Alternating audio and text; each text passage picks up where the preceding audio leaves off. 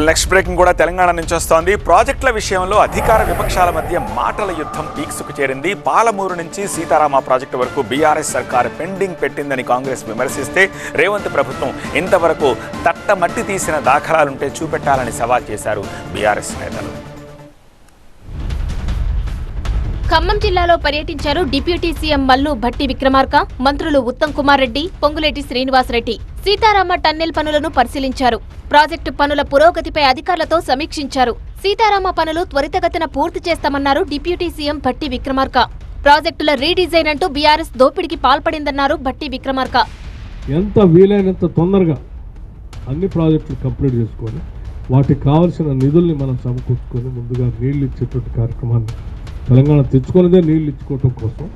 ఆ నీళ్లు వృధా పోకుండా త్వరితగతిన 10 సంవత్సరాలు టీఆర్ఎస్ చేసినటువంటి తప్పిదాలను చేయకుండా మనం ముందుకు పోవాలనేటువంటి ఆలోచనతోనే వాళ్ళు స్పీడ్గా కేవలం హైదరాబాద్లోనే కాదు ప్రాజెక్టు దగ్గర కూడా వచ్చి రివ్యూ చేసి డైరెక్షన్ ఇచ్చి పెండింగ్ ఏమైనా ఉంటే నిధులు కూడా క్లియర్ చేసుకుంటూ. పాలమూరు నుంచి మొదలు పెడితే సీతారామ ప్రాజెక్టు వరకు బీఆర్ఎస్ చేసిందేమీ లేదన్న మంత్రి ఉత్తమ్ కుమార్ వ్యాఖ్యలను తప్పుబట్టారు బీఆర్ఎస్ నేత నిరంజన్ రెడ్డి. కల్వకుర్తి, నెట్టెంపాడు, భీమా, కోయిల్ సాగర్ పెండింగ్లోనే ఉన్నాయి, పూర్తి చేయలే. పాలమూరు రంగారెడ్డి ప్రాజెక్టు మీద 27,500 కోట్లు ఖర్చు పెట్టిండ్రు. ఒక్క ఎకరం ఆయకట్టు కొత్తగా, మరి ఒక్క ఎకరం ఆయకట్టు కూడా రాలే. భూసేకరణ నుంచి, రిజర్వాయర్లు కట్టిన కాడ నుంచి, పంపింగ్ స్టేషన్ల నుంచి, మోటార్ల నుంచి, టనల్స్ నుంచి, కెనాల్స్ నుంచి, టవర్ లైన్స్ నుంచి, 400 kV సబ్స్టేషన్స్ నుంచి, ఈ అన్ని మొత్తం పనులలో రేవంత్ రెడ్డి సర్కారు తట్టేడు మట్టేసిందా? ఒక్క నట్టు బిగించిందా? ఒక్క చిన్న పని ఒకనాడు చేసిందా? ఏమీ లేదు, జీరో.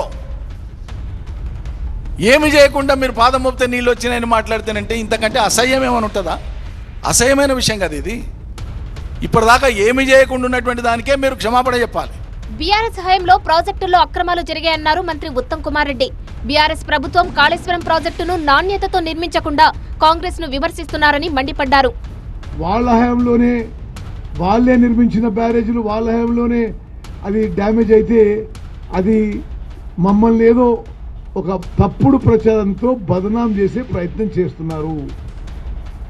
చాలా స్పష్టంగా మీడియా మిత్రుల ద్వారా యావత్ తెలంగాణ రాష్ట్రానికి తెలియజేసుకున్నాం.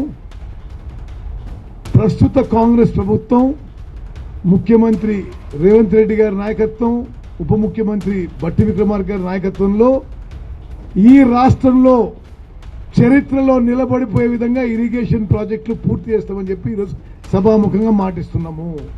కాళేశ్వరం నీళ్ల కోసం రైతులు ఎదురు చూస్తుంటే ప్రభుత్వం రాజకీయం చేయడం తగదన్నారు BRS deputy floor leader Harish Rao. రాష్ట్రంలో రైతాంగానికి ఇప్పటికే మీరు కాళేశ్వరం నీళ్లెత్తక అటు కరువు కోరల్లో చిక్కుకున్న రైతులకు నాణ్యమైన 24 గంటల విద్యుత్ సరఫరా చేయాలని, రైతాంగాన్ని ఆదుకోవాలని రైతుల పక్షాన బీఆర్ఎస్ పార్టీ డిమాండ్ చేస్తుంది. కరెంటు సరఫరాలో ప్రభుత్వం వెంటనే చర్యలు తీసుకోకపోతే రైతుల పక్షాన బీఆర్ఎస్ పార్టీ పెద్ద ఎత్తున పోరాటానికి శ్రీకారం చుడుతుందని ఈ ప్రభుత్వాన్ని హెచ్చరిస్తున్నాం. ప్రాజెక్టులు ఆలస్యం అవ్వడానికి కారణం మీరంటే మీరేనంటూ పరస్పర ఆరోపణలు చేసుకుంటున్నారు కాంగ్రెస్ బీఆర్ఎస్ నేతలు.